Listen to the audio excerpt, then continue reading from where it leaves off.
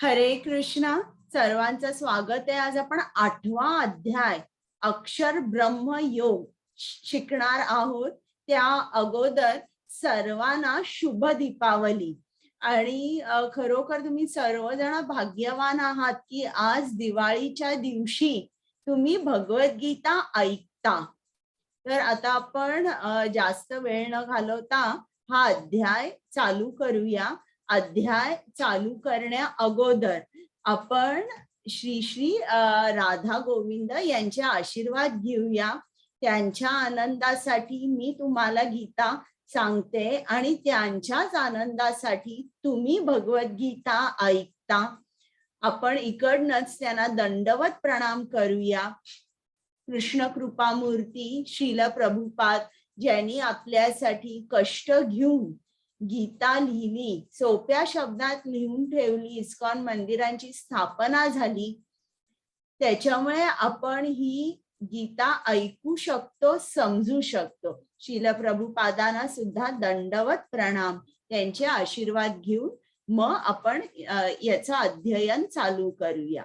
प्रेमा माताजी ज्यांनी मला ट्रेनिंग दिलं, नामानिष्ठ प्रभूजी ज्यांनी या स्लाइड्स तयार केल्या, त्या दोघांनाही साष्टांग नमस्कार.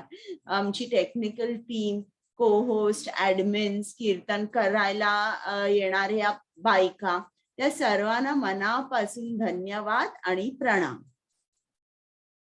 आता 8वा अध्याय पहिलं आपण त्याचं शीर्षक बघूया. अक्षर ब्रह्म योग. आता अक्षरचा अर्थ काय आहे? अक्षर हा जो शब्द आहे त्याला अनेक अर्थ आहे. त्यातला एक अर्थ जो आहे हे तुम्हाला माहीतच असेल की ज्याचा कधीच नाश होत नाही. आता वेदांमध्ये ईश्वर किंवा देव याला विविध नावांनी संबोधलं जातं, जसं ब्रह्म, ब्रह्मन, भगवान, परमात्मा, प्राण, पुरुष, सत. तर विविध नावांनी आपण त्या एकाच ब्रह्माला हाक मारू शकतो. मग त्याचं जे परमेश्वराचं जे निराकार अस्तित्व आहे त्याला अक्षर असं म्हटलं जातं. आणि आता हा अक्षर ब्रह्म योग आहे. त्यात आपण पुढे जाऊन बघूया कृष्ण आपल्याला काय सांगणार आहेत. प्रथम हा अध्याय चालू झालेलाच आहे प्रश्नांनी. का बरं प्रश्नांनी चालू झालाय? कारण अर्जुन कान देऊन ऐकतोय. कृष्णाचे शब्द जे तो ऐकतो ते सर्व शब्द अर्जुन ऐकत आहे.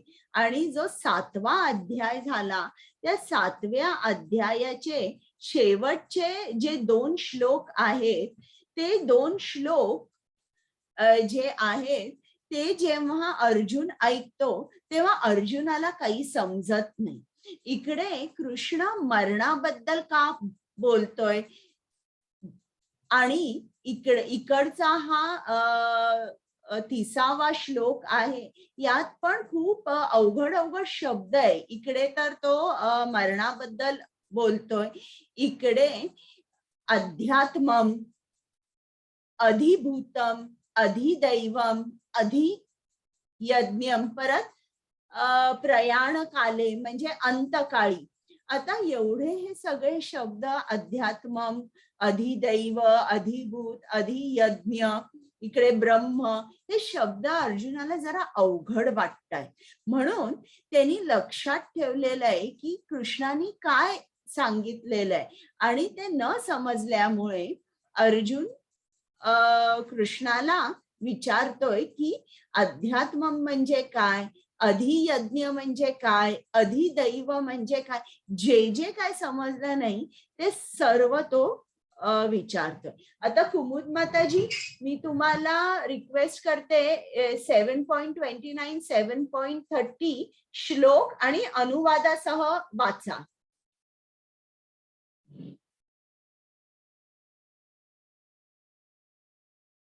कुमुद माताजी.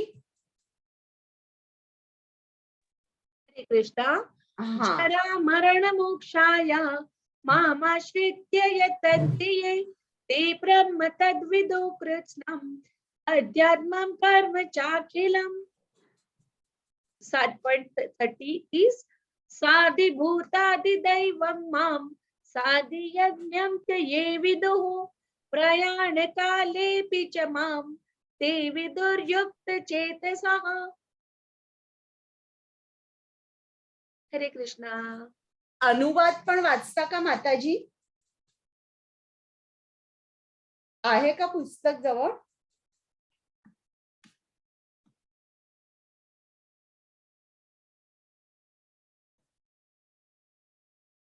कुमुद माताजी? हरे कृष्णा. सॉरी, मी अनुवादच वाचत होती. हो, ओके ओके. 7.29 जरा मरणातून मुक्त होण्याकरता प्रयत्न करणारे बुद्धिमान मनुष्य माझ्या भक्तिमय सेवेद्वारे माझ्या आश्रय घेतात. वास्तविकपणे ते ब्रह्म आहे, कारण त्यांना आध्यात्मिक क्रियाचे संपूर्ण ज्ञान असते. 7.30 एक मिनिट. जे लोक पूर्णपणे मतपरायण होऊन मला भौतिक सृष्टीचा संचालक, देवताचा नियंत्रक, सर्व यज्ञाचा अधिष्ठाता भगवंत म्हणून जाणतात, ते मृत्यू समय सुद्धा मला जाणू शकतात. हरे कृष्ण. तर आता हा तुम्ही अनुवाद ऐकला. मृत्यू बद्दल कृष्ण बोलत आहे. तर मग आता हे सगळं अर्जुनाच्या डोक्यावरून जात आहे.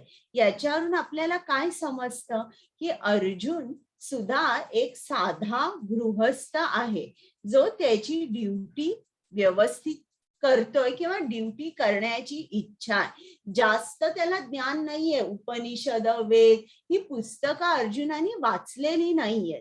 मग आपण सुद्धा अर्जुनाकडे रिलेट करू शकतो का की तो सुद्धा आपल्यासारखाच आहे. आपल्याला सुद्धा या शब्दांचा अर्थ माहित नाहीये आणि आपणही समजू शकत नाही की कृष्णाला मरणाच्या समयी कसं जाणायचं. तर हे सगळे प्रश्न अर्जुनानी, हे 2 श्लोक अर्जुनानी नीट ऐकल्यानंतर अर्जुनाला प्रश्न पडले. आता अर्जुनाचे प्रश्न काय आहेत? आणि 1-2 प्रश्न नाही आहेत, अर्जुनाला 8 प्रश्न आहेत. ते आता ऐकूया आपण. हरे कृष्ण. कुमुद माताजी.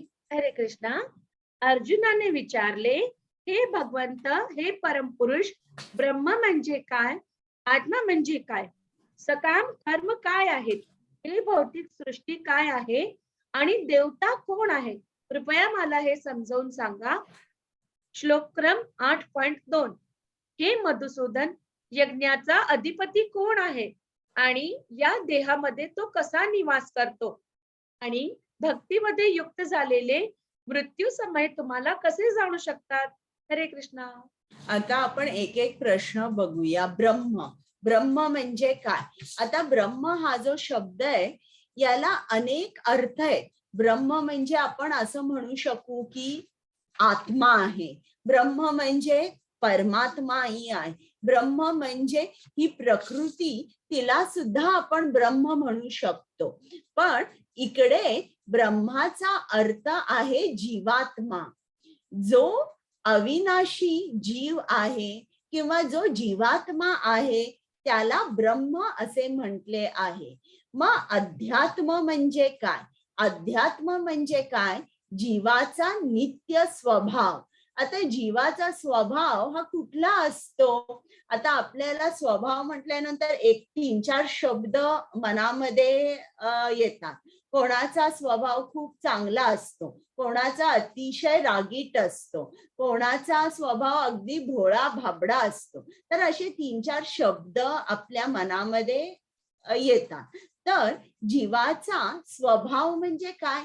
कुठल्याही जीवाचा एकच स्वभाव आहे आणि तो नित्य आहे, आणि तो म्हणजे कृष्णाच्या सेवेमध्ये नित्य राहणे किंवा नित्य कृष्ण सेवा करणे हा जीवाचा स्वभाव आहे.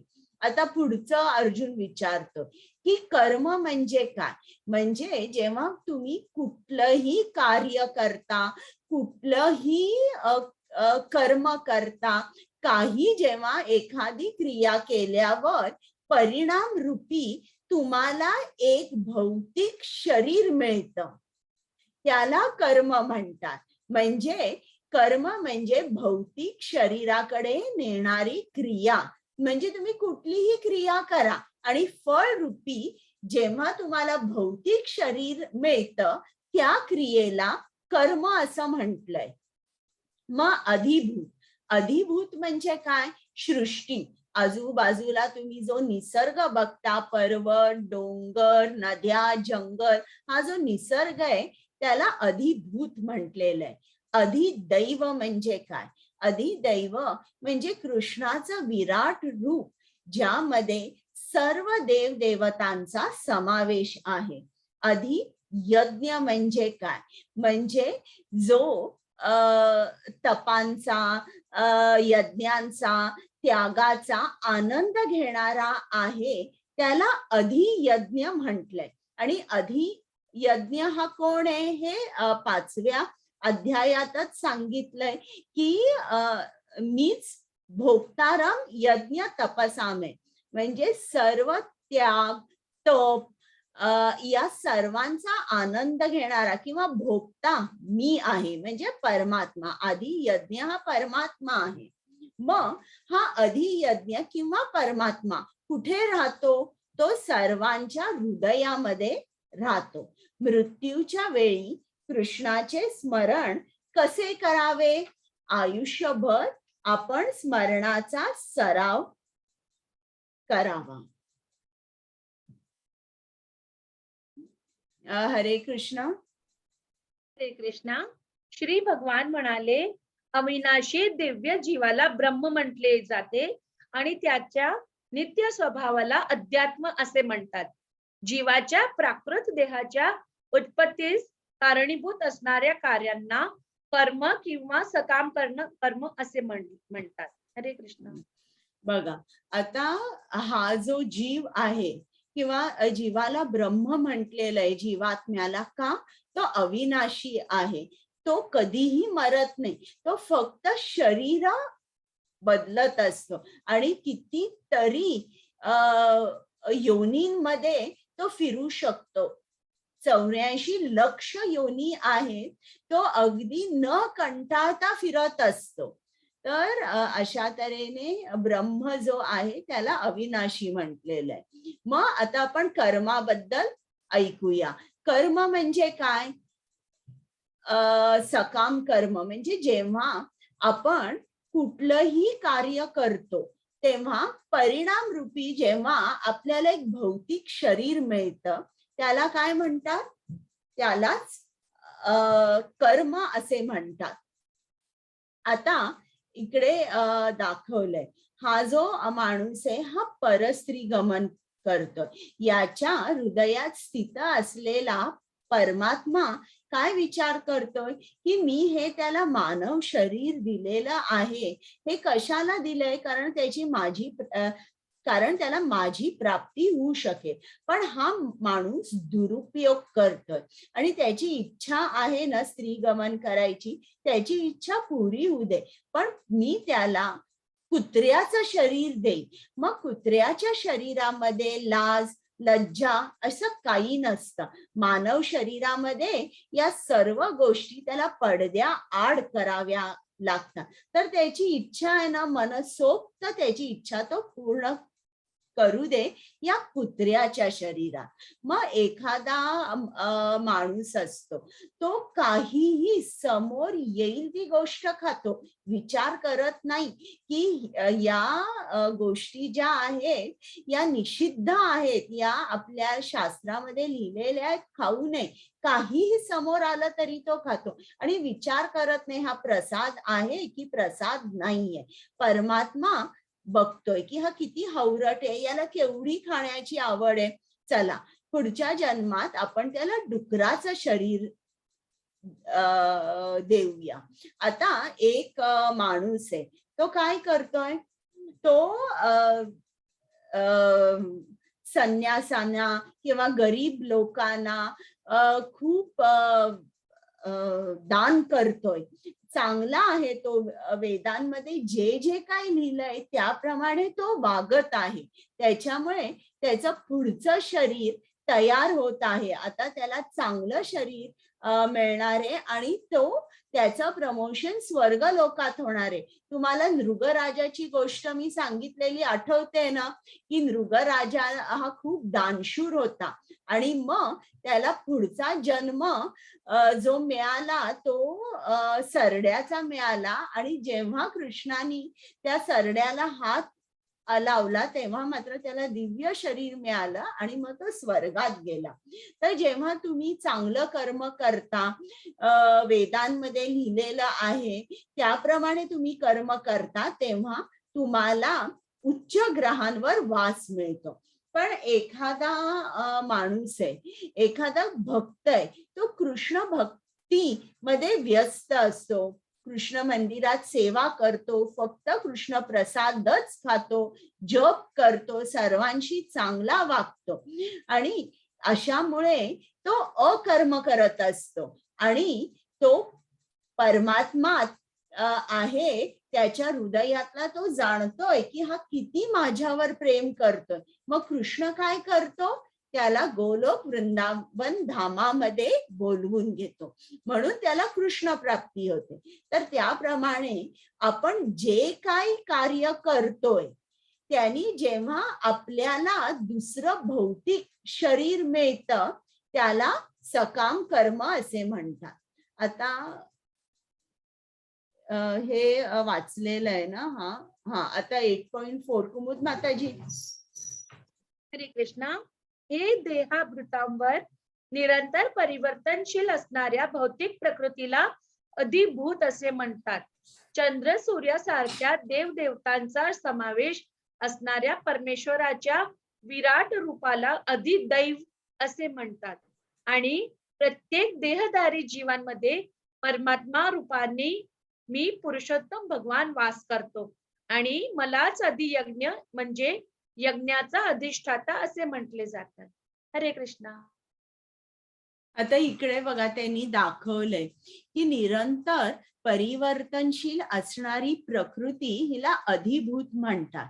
बघा प्रकृती कशी असते, ती नेहमी बदलत असते. आता बघा कधी पाऊस पडतोय, कधी उकडतय, कधी थोडी थंडी वाचते. तर त्याचप्रमाणे इकडे त्यांनी दाखवलंय एक अळी आहे, मग त्या अळीचं रूपांतर एका कुकून मध्ये होतं आणि मग त्याच्यातून इतकं सुंदर फुलपाखरू बाहेर पडतं. ही अळी किती वेगळी दिसते आणि हे किती सुंदर दिसते. तर अशा प्रमाणे ही प्रकृती जी असते, जी सदा बदलत असते, तिला अधिभूत असं म्हटलेलं आहे.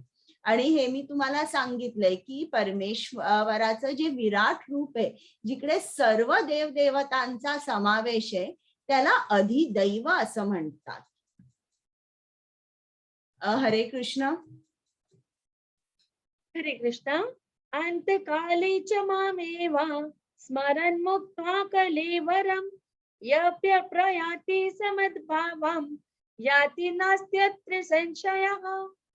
आणि जो मृत्यू समय केवळ माझेच स्मरण करून आपल्या देहाचा त्याग करतो, तो लगेच माझ्या स्वभावाला प्राप्त होतो, यात मुळीच शंका नाही. हरे कृष्ण.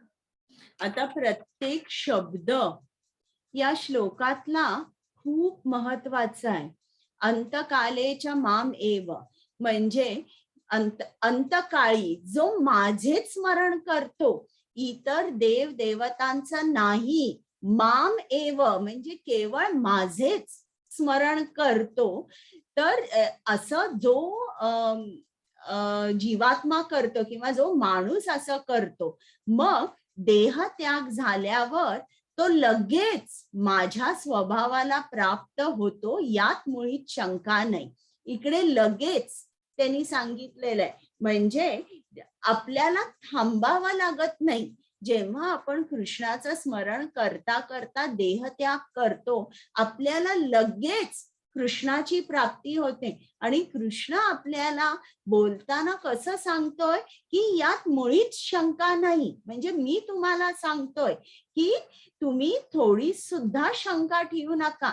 शेवटी जर तुम्ही माझं स्मरण केलं तर मग तुम्ही निश्चितच तुम्हाला माझी प्राप्ती होईल.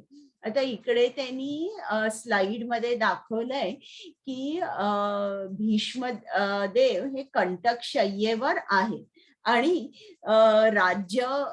युद्ध जिंकल्यानंतर युधिष्ठिर महाराज हे राजे झाले.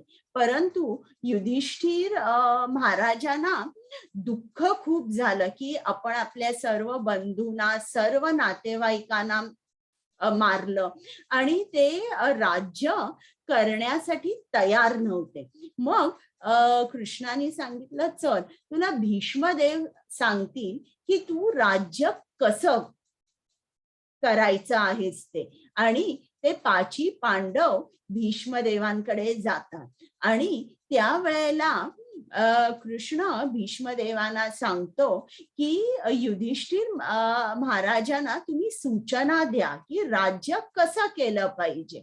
मग भीष्मदेव युधिष्ठिराला सांगतात. आता बघा, ते कंटक शय्येवर निजलेले आहेत, त्यांच्या शरीराच्या आरपार बाण आहेत. मग इकडे कृष्ण या सर्व पांडवांना आणि आपल्याला काय सूचित करीत आहे की जो माझ्या स्मरणात असतो त्याला कुठलंही शरीराला काहीही इजा झाली, काहीही लागलं, किती जरी त्याला तो विव्हळत असेल, पण जर माझ्या स्मरणात असेल तर याचा त्याला कधीच त्रास होणार नाही. आणि हे युधिष्ठिरांनी स्वतः बघितलं की भीष्मदेवानी व्यवस्थित त्या 5 पांडवांना सांगितलं की तुम्ही राज्य कसं करायचंय. आणि मग त्यांनी त्यांची दृष्टी कृष्णाच्या चतुर्भुज रूपावर, नारायण रूपावर स्थिर केली आणि मग त्यांनी या देहाचा त्याग केला. म्हणजे बघा की जो कृष्णाच्या स्मरणात असतो, हे जे बाण आहेत त्या बाणातून होणारी जी वेदना आहे, जो त्रास आहे, तो देखील सुसह्य होतो. तो देखील आपल्याला त्या वेदना होत नाही. आपण अगदी व्यवस्थित बोलू शकतो. तर इकडे आपल्याला कृष्णाने सांगितलं की मृत्यू समय केवळ माझेच स्मरण तुम्ही करा.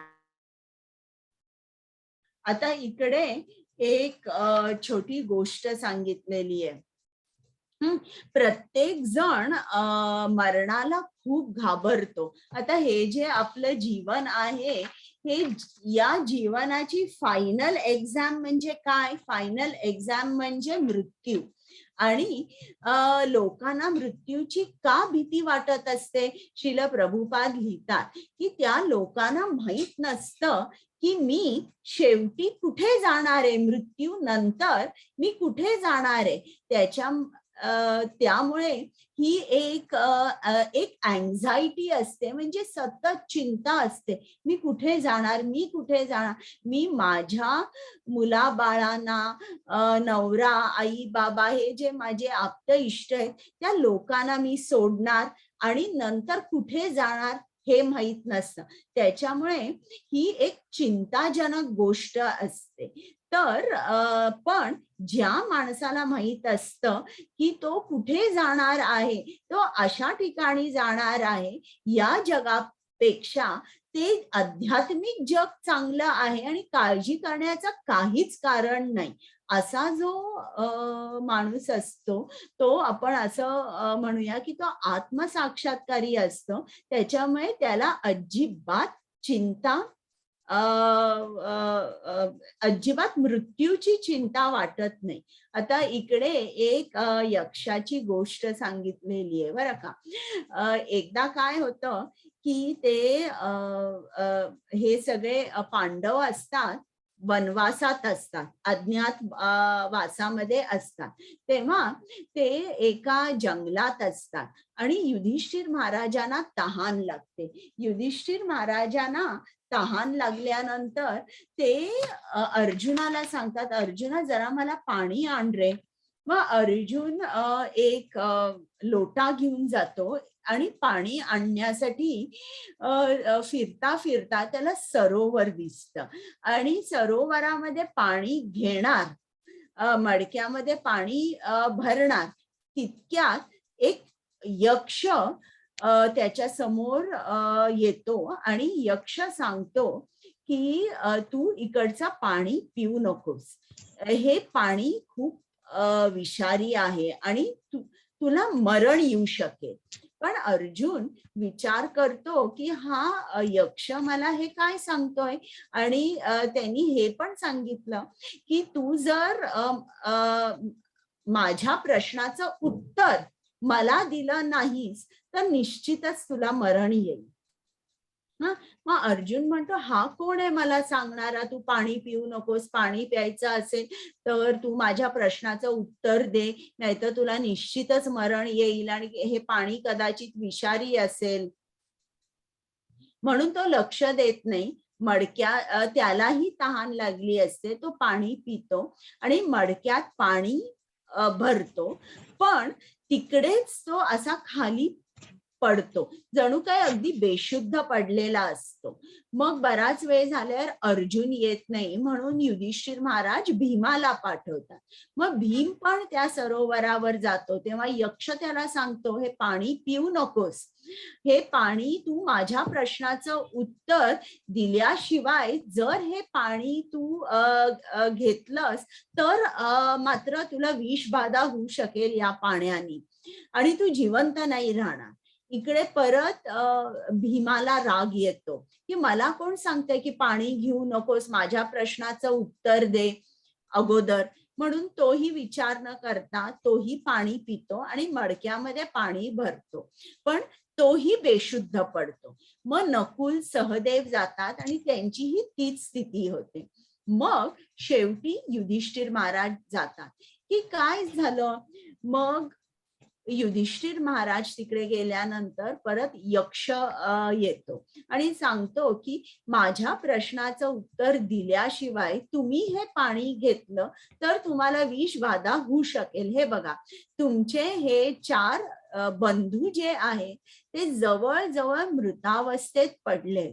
मग युधिष्ठिर महाराज हे या 4 आपल्या भावांना बघितल्यावर ते म्हणतात की मी तुझ्या प्रश्नांचं उत्तर देईन, पण माझ्या बांधवांना तुम्ही जीवनदान दिलं पाहिजे. मग यक्ष म्हणतो ठीक आहे आणि यक्ष युधिष्ठिर महाराजांना प्रश्न विचारायला लागतो.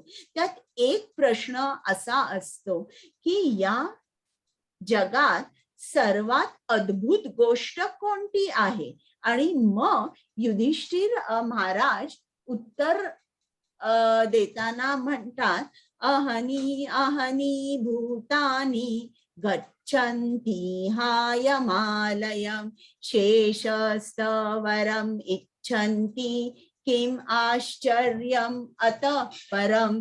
शेकडो आणि हजारो जीव प्रत्येक क्षणी मृत्यूला भेटतात, परंतु एक मूर्ख प्राणी तरीही स्वतःला मृत समजतो आणि मृत्यूची तयारी करत नाही. ही जगातील सर्वात अद्भुत गोष्ट आहे. म्हणजे आपल्याला सर्वांना माहिती आहे की मृत्यू आपल्याला येणार आहे, पण आपण मृत्यूची तयारी करत नाही.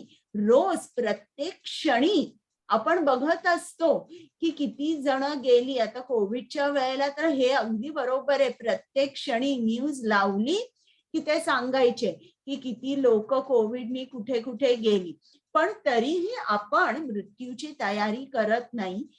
ही जगातील सर्वात अद्भुत गोष्ट आहे. आता हरे कृष्णा. हरे कृष्णा. यम यम वापि स्मरन् भावं त्यजन्त्यन्ते कलेवरं तं तमेवैति कौन्तेय सदा तद्भाव भावितः. हे कौन्तेय, आपल्या देहाचा त्याग करीत असताना मनुष्य ज्या ज्या भावाचे स्मरण करतो त्या त्या भावाची तो निसंदेह प्राप्ती करतो. हरे कृष्ण. म्हणजे बघा, आता इकडे सुद्धा शब्द कसे कृष्णाने वापरलेले आहेत की देहत्याग करताना ज्या ज्या भावाचं आपण स्मरण करतो तो भाव आपल्याला निसंदेह प्राप्त होतो. म्हणजे परत कृष्णाने सांगितलंय यात शंकाच नाहीये, तुम्ही ज्या भावामध्ये देहत्याग कराल त्या भावाची तुम्हाला प्राप्ती होईल. आता ही भरत राजांची गोष्ट मी तुम्हाला सांगितली होती. तुम्हाला आठवते का भरत राजांची गोष्ट? याच्यात मी सांगितलं होतं की ते आपलं राज्य सोडून जंगलात गेले होते आणि जंगलामध्ये असं झालं की त्यांना एक हरणाचं पिल्लू दिसलं आणि त्याची आई गेली होती. त्यांनी हरणाचं पिल्लू आपल्या कुटिरामध्ये आणलं, त्याचं पालन पोषण केलं आणि ते त्याचाच विचार करू लागले. आता ते घरातून त्यांनी त्यांचा राजमहाल सोडला होता कारण त्यांना कृष्णाची प्राप्ती होण्यासाठी त्यांना जप, ध्यान, होम, हवन करायचं होतं. परंतु झालं काय की इकडे या हरणाच्या पिल्लावर आसक्ती निर्माण झाली आणि आता त्यांचं जप आणि ध्यान या गोष्टी लक्ष लागेना. त्यांचं लक्ष अर्ध लक्ष या हरणाच्या पिल्लावर होतं आणि देहत्याग करताना सुद्धा ते हरणाच्या पिल्लाचा विचार करत होते की आता मी गेल्यानंतर या पिल्लाची काळजी कोण करेल, याचं कसं होईल या हरणाचं. आणि निसंदेह त्यांना ते त्या भावात असल्यामुळे त्यांना हरणाचं शरीर त्या पुढच्या जन्मी मिळालं. म्हणून कृष्ण आपल्याला इकडे जणू काही खबरदारी देत आहेत की तुम्हाला ज्या भावात तुम्ही असाल तोच भाव तुम्हाला मिळेल. ही गोष्ट मी तुम्हाला अगोदरच सांगितली होती, लक्षात आहे ना तुमच्या? हरे कृष्ण. हरे कृष्णा. तस्मात् सर्वेषु कालेषु मामनुस्मरयुध्य च मय्यर्पितं मनो बुद्धिः मामे वैश्यस्य संशयः. म्हणून अर्जुना, तू सदैव माझा कृष्णाच्या रूपात विचार कर आणि त्याच वेळी तुझे युद्धाचे विहित कर्तव्य पार पाड. मला समर्पित केलेले तुमचे कार्य आणि तुमचे मन आणि बुद्धी माझ्यावर स्थिर केल्याने तुम्ही निसंशयपणे माझी प्राप्ती करा. म्हणजे आता इकडे आपल्याला काय समजतंय, परत कृष्ण सांगताना असं आपल्याला सांगताय की तुम्ही तुमचं मन बुद्धी माझ्यावर स्थिर करा, परत निसंशयपणे तुम्हाला माझी प्राप्ती होईल. तर एकसारखं कृष्ण आपल्याला सांगतोय की त्याचा विचार करू नका, तुम्हाला माझी प्राप्ती होणारच आहे. तुम्ही काय करायचंय, तुमचं मन बुद्धी स्थिर करायचे. आणि अर्जुनाला कृष्ण सांगताय तू सदैव माझा कृष्णाच्या रूपात विचार कर. असं सांगत नाहीये की अर्जुना तू असं इमॅजिन कर की मी लाईट आहे, मी एक शक्ती आहे, मी नाद आहे. नाही, तू कृष्ण रूपाचं सदैव स्मरण कर. तू कृष्ण रूपाचाच विचार कर आणि त्याच वेळी युद्धाचेही तुझे कर्तव्य पार पाड. म्हणजे कृष्ण काय अर्जुनाला सांगतो, तू युद्ध कर, युद्ध करताना सदैव माझा विचार कर. मग हे अवघड आहे का? युद्ध करायचं म्हणजे तुमचं माइंड किती फोकस्ड पाहिजे. जरा मन इकडे तिकडे हल्लं, इकडे तिकडे बघितलं तर एखादा बाण येईल आणि आपण ठार होऊ, म्हणजे अर्जुन ठार होईल. इतकं अगदी थोडस सुद्धा, 1 सेकंड सुद्धा कॉन्सन्ट्रेशन इकडे तिकडे हलू शकत नाही. आणि एवढ्या स्थितीमध्ये कृष्ण म्हणतोय अर्जुनाला की माझा विचार कर. मग हे कसं काय शक्य आहे? तर हे शक्य आहे म्हणूनच कृष्ण आपल्याला सांगतोय. आणि असं आपल्याला कृष्ण सांगत नाही सकाळी 5 वाजता जप कर तेव्हा माझी आठवण काढ, दुपारी थोड्या वेळ काढ, रात्री झोपताना आठवण काढ. नाही, कृष्ण सांगतोय एक सारखी माझी आठवण ठेव, मला स्मरणामध्ये ठेव आणि तेही माझं रूप तुझ्या स्मरणामध्ये राहू दे. म्हणजे कृष्णाचं जे रूप आहे ते आपल्या स्मरणात हवं.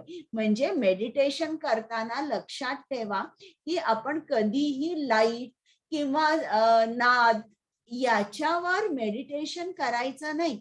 मेडिटेशनचा ऑब्जेक्ट एकच आहे आणि ते म्हणजे श्रीकृष्ण, श्रीकृष्णाचं सगुण रूप. आता जेव्हा आपण भक्ती करतो तेव्हा त्या भक्तीच्या 9 पायऱ्या असतात. त्या कुठल्या आहेत?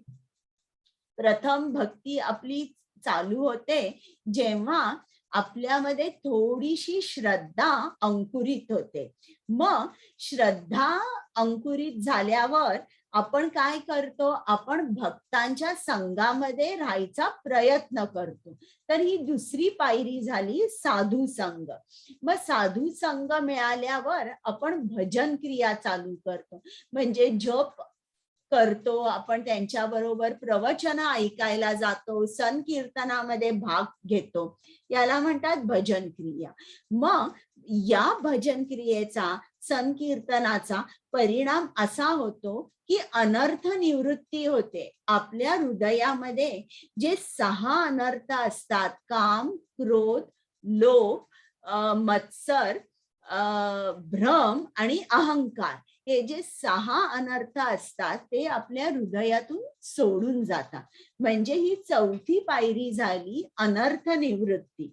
अनर्थ निवृत्ती नंतर निष्ठा होते. म्हणजे निष्ठा म्हणजे काय? आता आपली श्रद्धा एकदम दृढ होते.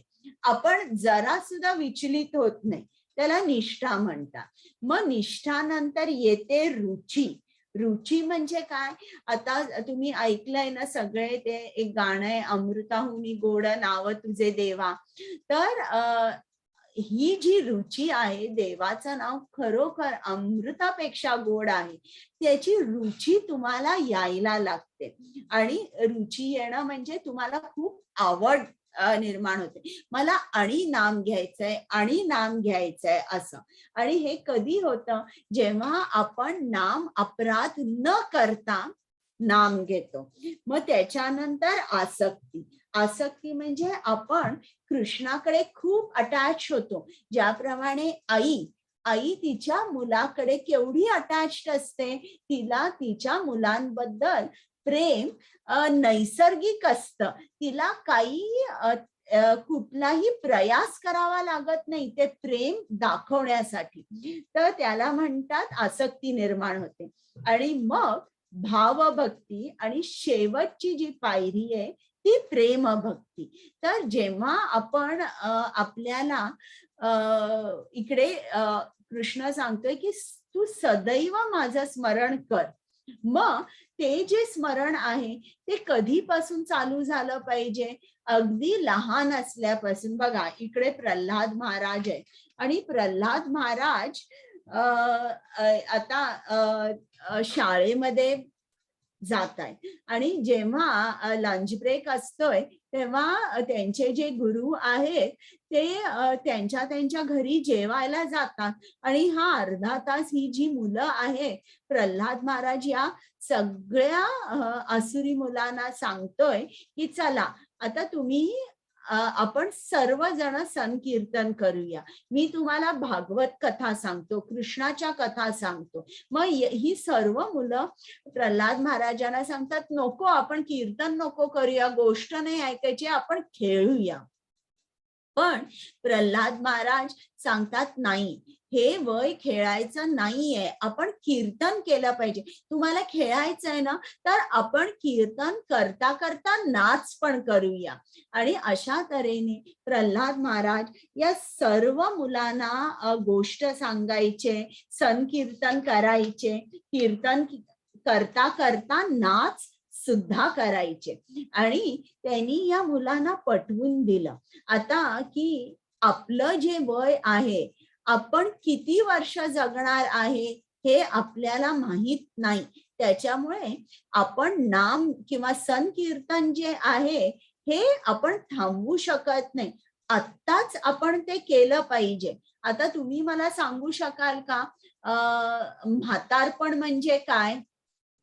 कोण सांगू शकेल मला? अनम्यूट करू शकताय तुम्ही. म्हातारपण म्हणजे काय?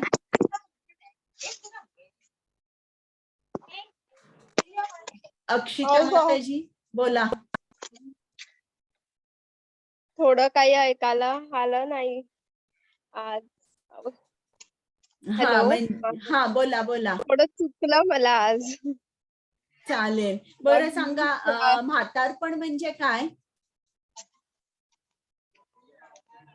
काय? म्हातारपण आपण म्हणतो ना, अमके अमके म्हातारे झाले, तर म्हातारपण म्हणजे काय? म्हणजे जेव्हा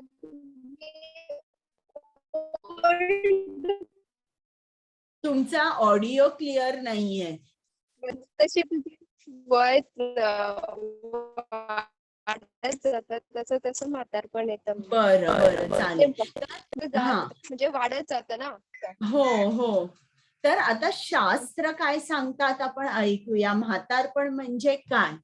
प्रल्हाद महाराजांनी म्हातारपण म्हणजे सांगितलंय की मरणा अगोदर कोणतीही वेळ म्हणजे म्हातारपण. बरं, म्हणजे ओल्ड एज म्हणजे एनी टाइम बिफोर डेथ. म्हणून इंग्लिश मध्ये आपण जेव्हा प्रश्न विचारतो हाऊ ओल्ड आर यू, आपण म्हणतो 3 years old, 10 years old, 50 years old, 70 years old, 1 month old. लहान बाळ असेल ना, विचारतो 1 day old. म्हणजे 1 दिवसाचं जरी नवजात बाळ असेल तरी आपण म्हणतो 1 day old. म्हणजे काय आहे की तुम्हाला तुमचं मरण माहित नसल्यामुळे की मरणाच्या अगोदर कोणताही जो काळ जो असतो त्याला आपण म्हातारपण किंवा जरा असं सुद्धा म्हणू शकतो. तर इकडे ही स्लाइड दाखवली की प्रल्हाद महाराजांनी सांगितलंय की जप, संकीर्तन किंवा कृष्ण कथा ऐकणे आपल्याला थांबवता येत नाही. आपल्याला हे अगदी आरंभीच केलं पाहिजे.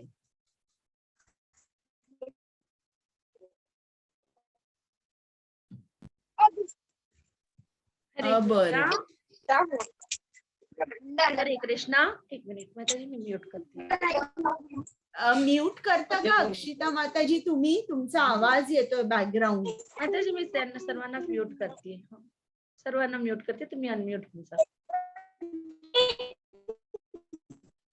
हा माताजी, आता तुम्ही अनम्यूट व्हा. हरे कृष्णा. हा.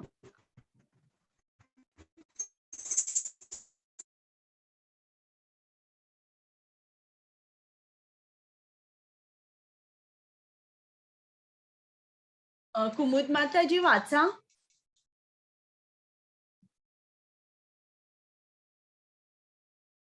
हरे कृष्णा.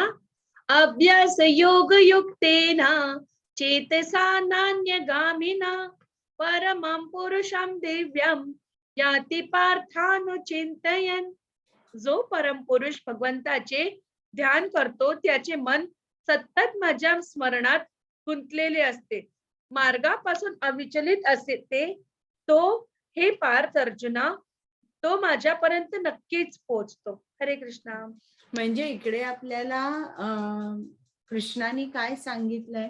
ज्याचे मन सतत माझ्या स्मरणात गुंतलेले तो नक्कीच माझ्यापर्यंत पोहोचतो. बघा, परत इकडे सांगितलं, ज्याचे मन सतत माझ्या स्मरणात गुंतलेले, जो परम पुरुष भगवंताचे ध्यान करतो. परम पुरुष म्हणजे इकडे आपल्याला समजतं की कृष्णाला सुद्धा एक रूप आहे, ते परम रूप आहे, तो परम पुरुष आहे, त्याचं रूप दिव्य आहे.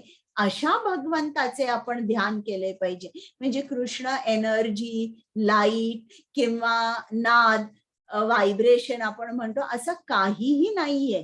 कृष्णाचं सुद्धा रूप आहे, अगदी आपल्यासारखं आहे, पण आपलं रूप नाशवंत आहे आणि कृष्णाचं रूप अविनाशी आहे. आता इकडे एक गोष्ट आली आहे, अजामिलची गोष्ट आली आहे. तर अजामिल नावाचा एक ब्राह्मणाचा मुलगा असतो. तर इकडे त्यांनी असं दाखवलंय की कृष्ण एक करुणा सागर आहे आणि तो आपल्या भक्तांवर केवढं प्रेम करतो. तर हा अजामिल एक ब्राह्मणाचा पुत्र होता. तो एका ब्राह्मण कुळामध्ये त्याचा जन्म झाला आणि तो रोज वेद पठण, मंत्र पठण, पूजा अर्चा करायचा. एक दिवस आणि त्याचं लग्न झालं होतं. त्याची चांगली गुणवान देखणी पत्नी सुद्धा होती. एक दिवस त्याच्या वडिलांनी सांगितलं की तू जरा माझ्यासाठी फुलं आणि पूजेसाठी लागणारी वेगवेगळे पानं आणि गवत हे तू घेऊन ये.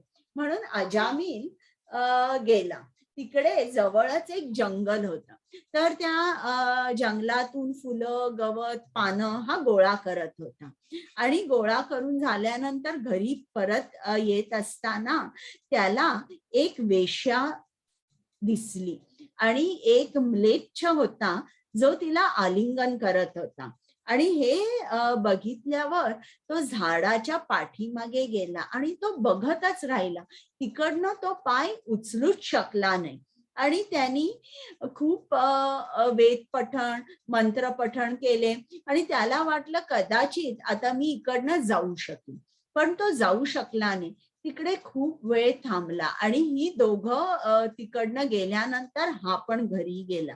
आता तुम्हाला माहिती आहे ना, दुसऱ्या चॅप्टर मध्ये मी सांगितलंय की ही जी गोष्ट जेव्हा आपलं पतन होतं तेव्हा पहिली गोष्ट म्हणजे चिंतन करत बसतो आपण आणि चिंतन केल्याने मग आसक्ती निर्माण होते. आपल्याला अनेक इच्छा निर्माण होतात. त्या इच्छा पूर्ण नाही झाल्या की क्रोध निर्माण होतो. तो मग असं करून क्रोध निर्माण झाल्यावर आपली बुद्धी भ्रमित होते आणि मग आपण या भौतिक सागरात पडतो.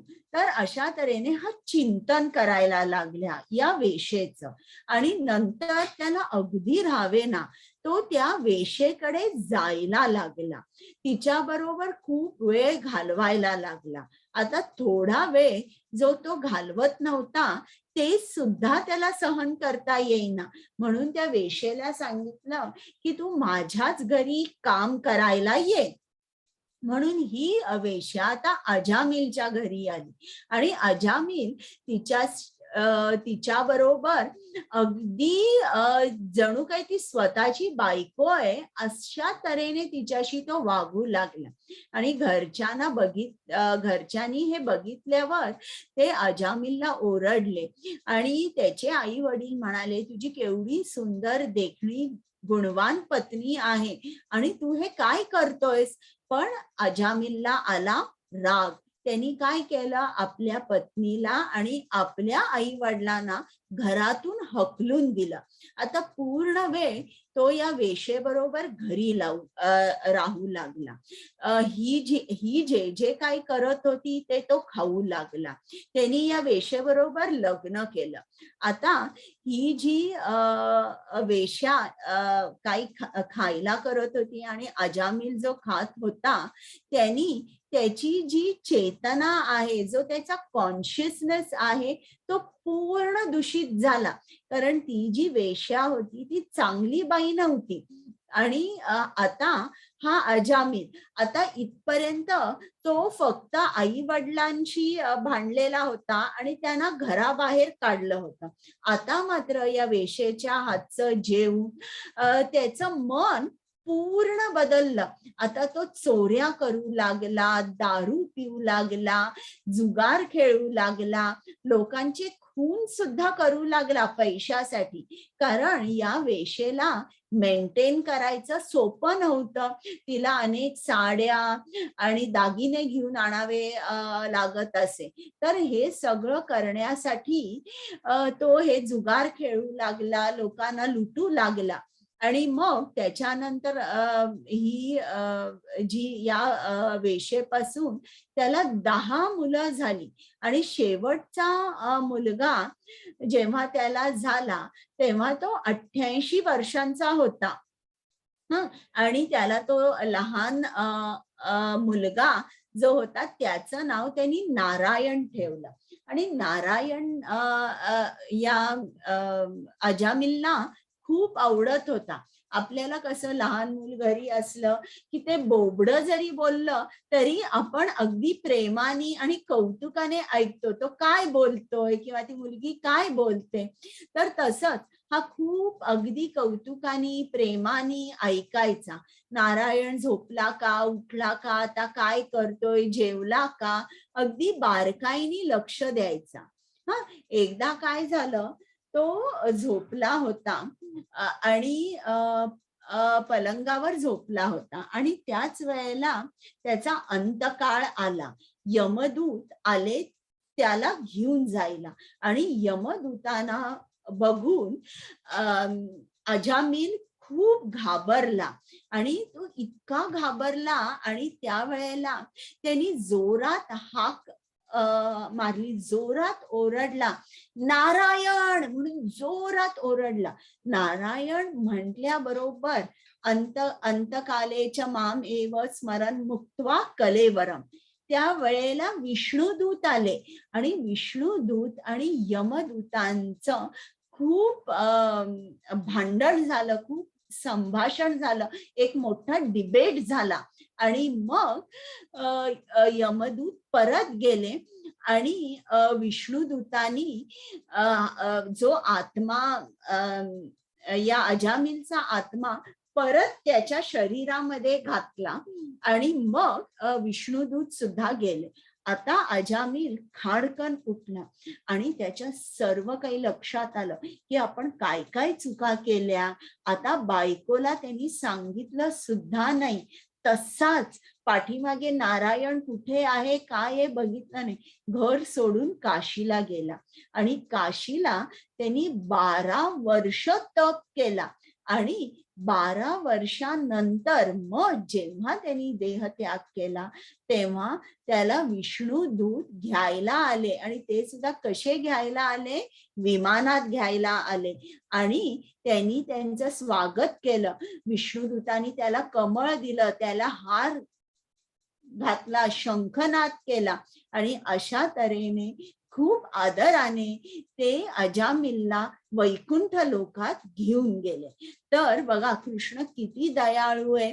अजामिल त्यांनी थोडीशी सेवा केली होती, वेद पठण करत होता, चांगला होता अजामिल, पण दुर्दैवाने तो वाममार्गी गेला. पण तरीही आपल्याला कृष्णाने जे जे सांगितलंय, जी जी वचनं सांगितलंय खूप मधुर आहेत आणि खूप त्याच्यामध्ये सत्य आहे, सत्याने भरलेली ही कृष्णाची वचने आहेत. कृष्णाने सांगितलंय, नेहाभिक्रमनाशोस्ति प्रत्यवायो न विद्यते स्वल्पम अपि अस्य धर्मस्य त्रायते महतो भयात. म्हणजे तुम्ही स्वल्पम अपि अस्य धर्मस्य, थोडं जरी तुम्ही धर्माचं पालन केलं तरी मी तुम्हाला मोठ्या संकटातून वाचवतो. तर अशा तऱ्हेने अजामिल हा वैकुंठ लोकात गेला. इकडे हे श्रील प्रभुपादांनी पुस्तक लिहिलंय, इंग्लिश मधलं पुस्तक मी वाचलेलं आहे, अ सेकंड चान्स. तुम्हाला सुद्धा जर मिळालं ना, तुम्ही ऑनलाईन सुद्धा मागवू शकता. मराठीत आहे का चेक करा ते पुस्तक, पण हे जरूर वाचा, खूप छान हे त्यांनी दिलंय, विष्णुदूत आणि यमदूताचं संभाषण. हरे कृष्णा. कुमुद माताजी. श्री कृष्णा. मनुष्याने परमपुरुषाचे सर्वज्ञ, पुरातन, नियंता, अणुपेक्षाही सूक्ष्म, सर्व गोष्टीचे पालन करता, सर्व भौतिक कल्पनांच्या अतीत असणारे अचिंत्य आणि नित्य पुरुष या रूपांमध्ये ध्यान केले पाहिजे. परमपुरुष सूर्याप्रमाणे तेजस्वी आहे, ते भौतिक प्रकृतीच्या पलीकडे अर्थात दिव्य आहे. हरे कृष्ण. तर आता आपल्याला इकडे काय समजतं की कृष्ण हा कृष्णाला रूप आहे, तो परम पुरुष आहे. आणि ध्यान कसं केलं पाहिजे, काय काय लोकांना सकाळी उठून ध्यान करायला वगैरे खूप आवडतं, किंवा हल्ली बरेच हे असतात क्लासेस असतात जिकडे मेडिटेशन वगैरे शिकवतात. पण कोणावर मेडिटेशन करायचं, प्रकाशावर करायचं का नाही, ते चुकीचं आहे. इकडे आपल्याला कृष्णाने सांगितलंय की मनुष्याने परम पुरुषाचे ध्यान केले पाहिजे. परम पुरुष म्हणजे जो सर्वज्ञ आहे, पुरातन आहे, नियंता आहे, हे जे सर्व आहे नित्य पुरुष, या रूपांमध्ये ध्यान केले पाहिजे. म्हणजे कृष्णाला परत इकडे आपल्याला समजतं की कृष्णाला रूप आहे आणि त्या रूपावरच आपण ध्यान केलं पाहिजे, निराकारावर नाही. इकडे बघा स्लाइड दाखवले, असं हे जे कृष्णाचं रूप आहे, त्याला 2 हात 2 पाय आहेत, त्यांनी हातात बासरी धरलेली आहे, त्याच्या डोक्यावर एक मोरपीस आहे. अशा कृष्णाच्या सगुण रूपावर आपण ध्यान केलं पाहिजे. आता बघा, शंकर हे नेहमी ध्यानास्थ आहेत. ते कोणावर ध्यान करत असतात? कृष्णाच्या चतुर्भुज संकर्षण रूपावर नेहमी शंकर ध्यान करत असतात. मग ते इतके वर्षानुवर्ष समाधीस्थ का बसू शकतात? कारण निश्चितच हे या रूपावर जेव्हा ते ध्यान करतात तेव्हा त्यांना खूप आनंद मिळतो. ते कुठली तरी अमृतासारखी किंवा अमृतापेक्षा गोड चव चाखतात, म्हणूनच ते इतका काळ ध्यानास्थ बसू शकतात. हे बघा इकडे ब्रह्मदेव हे कोणावर ध्यान करतायत? महाविष्णूवर ध्यान करतायत. आता हे आपण पुढची स्लाइड बघूया की कृष्ण आपल्याला या जगाबद्दल काय माहिती देतायत. हरे कृष्णा. मामुपेत्य पुनर्जन्म दुःखालयम शाश्वतम नाप्नुवन्ति महात्मानः संसिद्धिं परमां गतः. मला प्राप्त झाल्यानंतर महान आत्मे जे भक्तीमध्ये योगी आहेत, ते कधीही या तात्पुरत्या जगात परत येत नाही, जे दुःखांनी भरलेले आहेत, कारण त्यांना सर्वोच्च पूर्णता म्हणजे परमसिद्धी प्राप्त झाली आहे. हरे कृष्णा. आता हे जे आपलं जग आहे, भौतिक जग आहे, याला 2 विशेषण कृष्णाने दिलंय. एक म्हणजे दुःखालयम आणि दुसरं म्हणजे अशाश्वतम. आता दुःखालयम म्हणजे जे एक दुःखाचा आगर आहे, जिकडे सर्वत्रच दुःख आहे, याला दुःखालयम म्हणतात.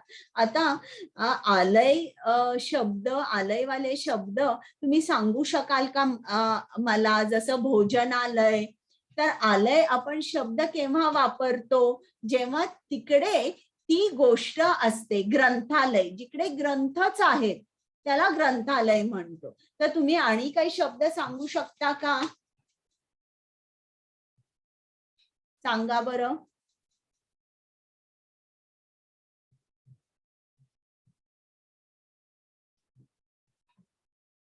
कोणाला नाही सांगता येत? हँड रेस करा किंवा अनम्यूट करून सांगा.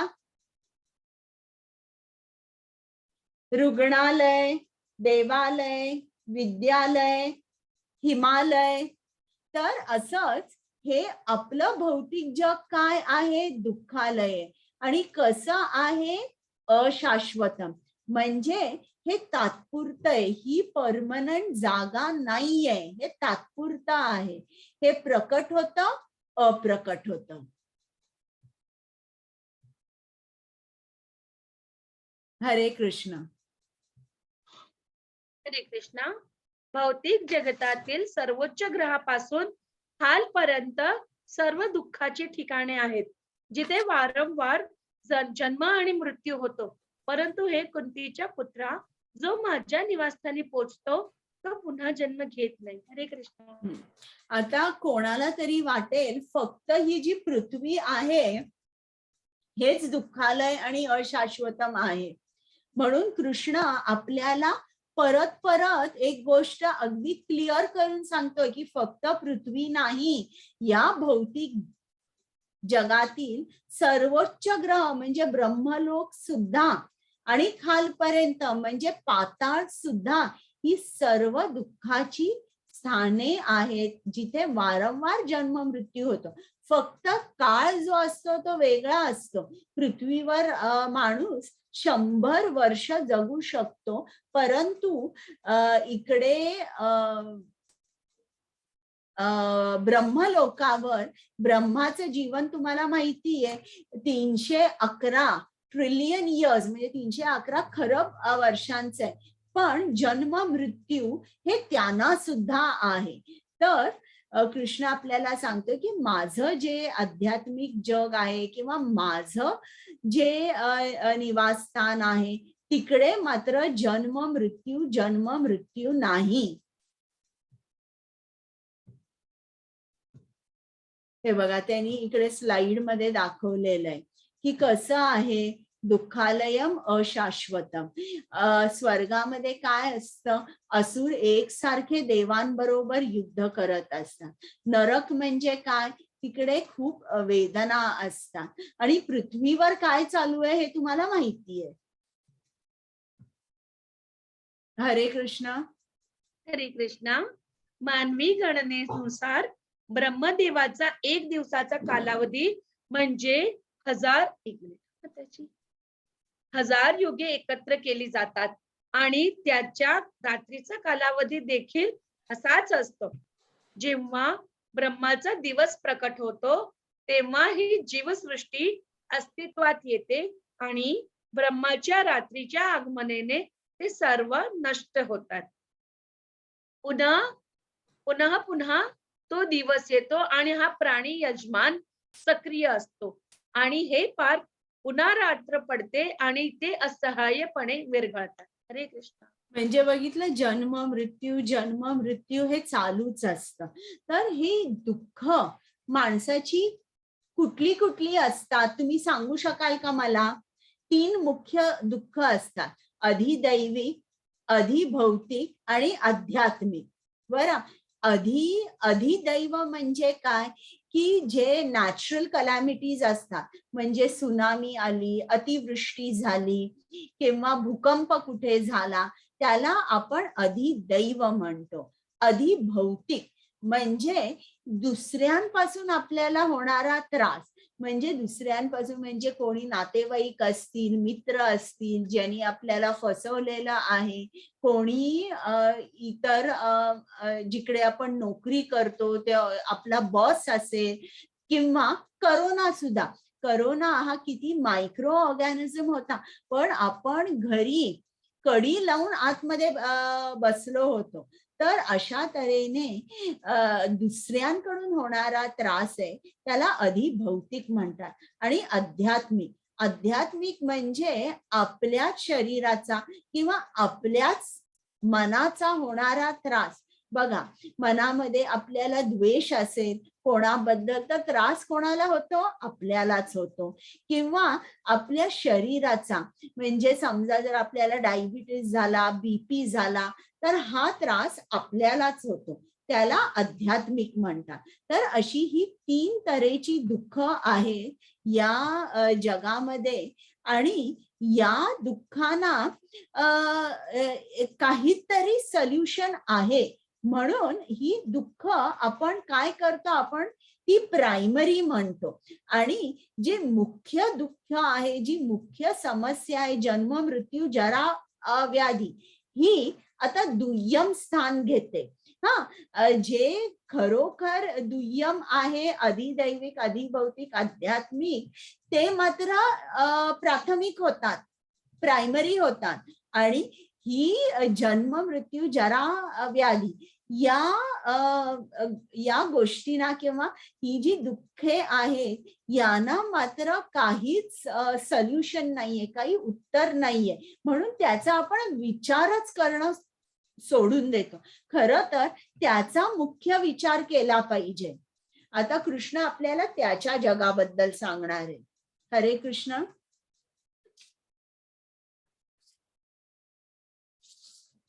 कुमुद माताजी. हरे कृष्णा. येस एक मिनिट. हरे कृष्णा.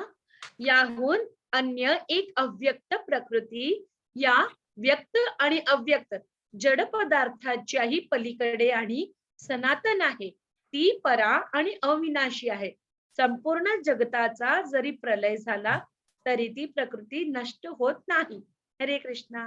मग कृष्ण आपल्याला काय सांगतोय की त्याचं आध्यात्मिक जग कसं आहे आणि आपलं कसं आहे.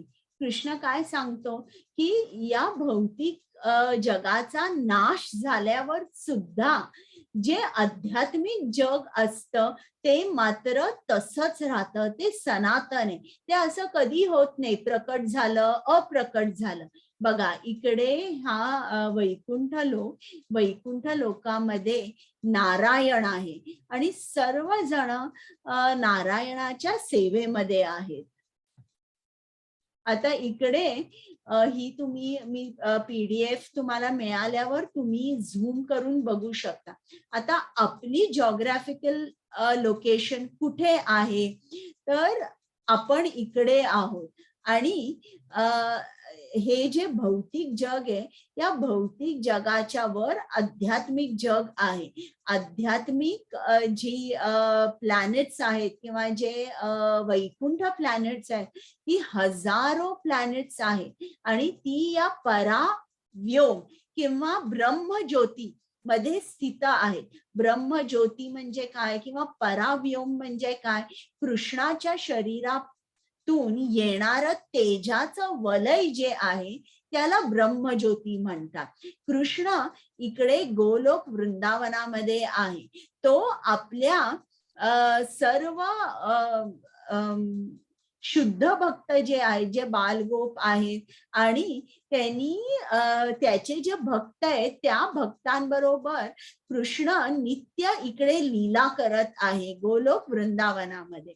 इकडे वैकुंठ लोक आहे. वैकुंठ लोकामध्ये कृष्ण नारायण म्हणून स्थित आहे आणि हे जे आहे हे भौतिक जग आहे. तर हे जे आपलं ब्रह्मांड आहे ते कसं आहे ते आपण थोडंसं आता जाणून घेऊया.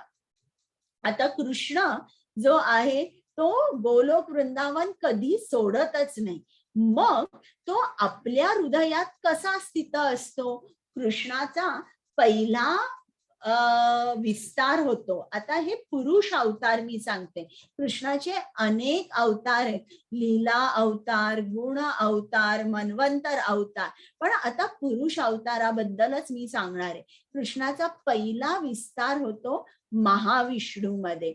महाविष्णू हे कर्णोदक्षाय सागरामध्ये पहुडलेले असतात आणि त्यांच्या उश्वासाने अनेक ब्रह्मांड तयार होत आहेत. हे तुम्हाला सोनेरी गोळे दिसत आहेत ना, म्हणजे त्यापैकी एक गोळा इकडे मॅग्निफाय करून दाखवलेला आहे, जो ब्रह्मांड आहे जिकडे आपण आहोत.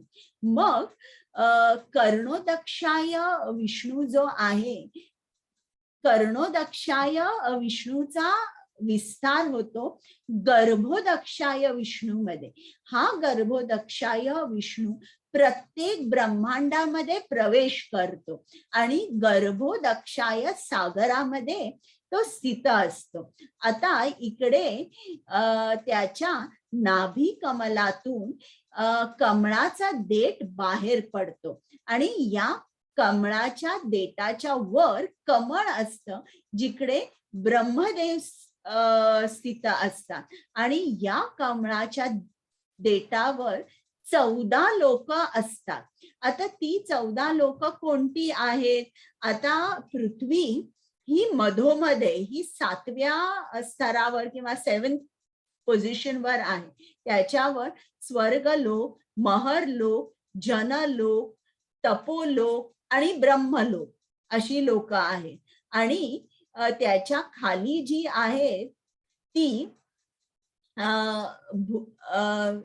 भूलोकाच्या खाली आताळ, विताळ, सुताळ, तलाताल, महाताळ, रसाताळ आणि शेवटचं पाताळ. तर अशी ही 7 लोक खाली आहेत पृथ्वीच्या किंवा भूलोकाच्या. तर ही 14 लोक या कमळाच्या देठावर स्थित आहेत. आता हा गर्भोदक्षाय विष्णू चा परत विस्तार होतो आणि आता क्षीरोदक्षाय विष्णू म्हणून तो परत इकडे बघा, इकडे त्यांनी दाखवलंय क्षीरोदक्षाय विष्णू. हा इकडे श्वेतदीप नावाचं एक बेट असतं, तिकडे सुद्धा तो स्थित असतो आणि तो क्षीरोदक्षाय विष्णू प्रत्येक जीवांच्या आत्म्यामध्ये परमात्मा म्हणून स्थित असतो. क्षीरोदक्षाय विष्णू. आता इकडे हे जे ब्रह्मांड आहे हे चालवण्यासाठी विष्णूला हा विस्तार घ्यावाच लागतो. गर्भोदक्षाय विष्णू आणि मग क्षीरोदक्षाय विष्णू. ज्याप्रमाणे एक गाडी जर आपल्या घरी असेल आणि ती तशीच ठेवली, ती स्वतःहून चालणार नाही, त्या गाडीसाठी एक ड्रायव्हर लागतो. अगदी त्याचप्रमाणे हा जो ब्रह्मांड आहे हा चालवण्यासाठी सुद्धा ड्रायव्हर लागतो. आता हे जे ब्रह्मांड आहे याला 7 लेयर्स आहेत. हे 7 लेयर्स, आणि हे जे 7 लेयर्स मला मराठीमध्ये पटकन समजत नाहीये काय बोलायचं, पण तुम्हाला आता लेयर्स म्हणजे काय हे समजतंय ना. 7 स्तर आहेत आणि एक लेयर जो आहे ना त्याच्या वरचा लेयर त्याच्यापेक्षा 10 पटीने जाड आहे, 10 टाइम्स थिक. आणि हे जे लेयर्स आहेत त्या लेयर्स मधून किंवा या ब्रह्मांडातून बाहेर पडणं जवळजवळ अशक्य आहे, जवळजवळ अशक्य आहे. आणि हे जे 7 लेयर्स जे आहेत ते कोणते आहेत? पृथ्वी, जल, अग्नी, वायू, आकाश, अहंकार आणि महत्तत्व. तर हे जे लेयर्स आहेत त्या लेयर्स मधून आपण सुटून वैकुंठ लोकात किंवा गोलोक वृंदावनामध्ये जाणं अशक्य आहे. पण एकच मार्ग आहे. जरी आपण ट्राय केलं तरी इकडे दुर्गा असते. दुर्गा ही आपल्या ब्रह्मांडाची जणू काही जेलर आहे. जेलरचं काय काम असतं की जेलमधले जे कैदी आहेत, जेलरचं लक्ष असतं की हे कैदी पळून जात नाहीयेत ना, इकडे लक्ष असतं. आणि त्याची सत्ता असते त्या जेलरची, ते जे कैदी असतात त्यांच्यावर. त्याचप्रमाणे दुर्गा मातेची आपल्यावर सत्ता आहे.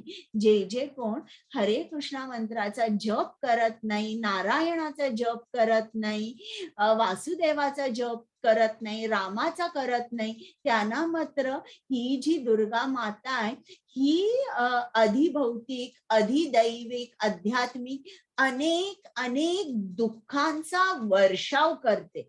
पण जे लोक कृष्णाचा जप करतात त्यांच्या प्रती मात्र ती खूप दयाळू असते. आणि कालच मी तुम्हाला सांगितलं, हे जे भौतिक भवसागर आहे हे पार करणं अतिशय दुस्तर आहे.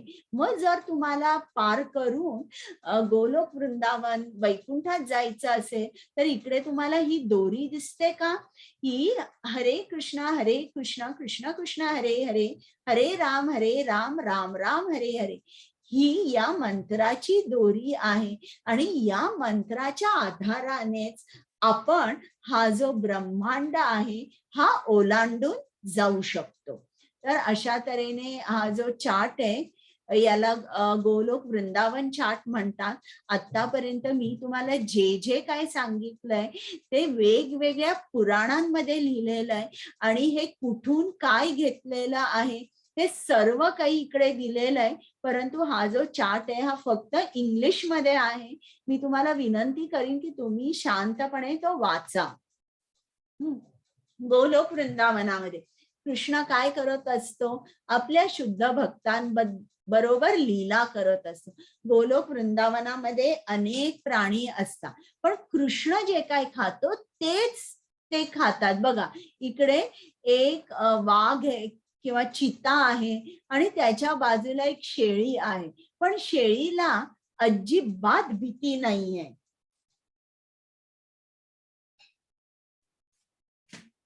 इकडे कृष्ण आपल्या मित्रांबरोबर वृंदावनामध्ये खेळत आहे आणि इकडे तो काय करतोय, लोणी काढतोय. तर अशा तऱ्हेने विविध तऱ्हेने तो लीला करत आहे. आता इकडे मुकुंदमाला स्तोत्र नावाचं एक पुस्तक आहे. राजा कुलशेखरांनी कृष्णाला विनंती केली आहे की हे कृष्णा, जेव्हा माझं आरोग्य चांगलं असेल, उत्तम असेल, त्याच वेळेला मला मृत्यू येऊ दे. का? कारण मी तुझं स्मरण करू शकेन. ज्या वेळी मी म्हातारा होईल, माझं शरीर एकदम जीर्ण होईल, त्यावेळेला मृत्यू आला तर तुझं स्मरण कसं करू? बघा, म्हातारपणी नीट ऐकायला येत नाही, नीट दिसत नाही, नीट बोलता येत नाही, तर मग मी तुझं नाव कसं ऐकू? मी तुझ्या स्मरणात कसं राहू? कदाचित मला विस्मरण सुद्धा होईल. म्हणून आणि शेवटच्या वेळेला काय होऊ शकतं की पित्त आणि कफ, वायू यांनी आपण नीट बोलूही शकत नाही, तोंडही उघडू शकत नाही. आपल्याला काहीतरी सांगायचं असतं पण ते सुद्धा आपण सांगू शकत नाही. तर कृष्णा, तू मला आत्ताच माझी तब्येत चांगली असताना तू मला तुझ्या जवळ घेऊन जा. हे खूप छान पुस्तक आहे, हे तुम्ही ऐका. कुमुद माताजी, अनुवाद वाचता का? येस माताजी. भाषांतर. हे कृष्ण, ज्याप्रमाणे राजहंस कमळाच्या फुलांच्या देठाच्या चक्रव्यूहात प्रवेश करतो, त्याप्रमाणे माझ्या मनाला त्वरित तुझ्या कमळाच्या फुलासारख्या चरणांना अर्पण करण्याची परवानगी द्या. जेव्हा माझ्या शेवटच्या श्वासाच्या क्षणी माझा घसा शारीरिक विनोद, वायू, पित्त आणि कफ यांच्या क्रियेने आकुंचन पावतो, तेव्हा मी तुझे स्मरण कसे करू शकेन? हरे कृष्णा. म्हणजे इकडे राजा कुलशेखर सांगतो की माझं आरोग्य उत्तम असतानाच मला मृत्यू येऊ दे. हरे कृष्णा. हा शेवटचा श्लोक आहे किंवा आणि एकच असेल? हरे कृष्णा.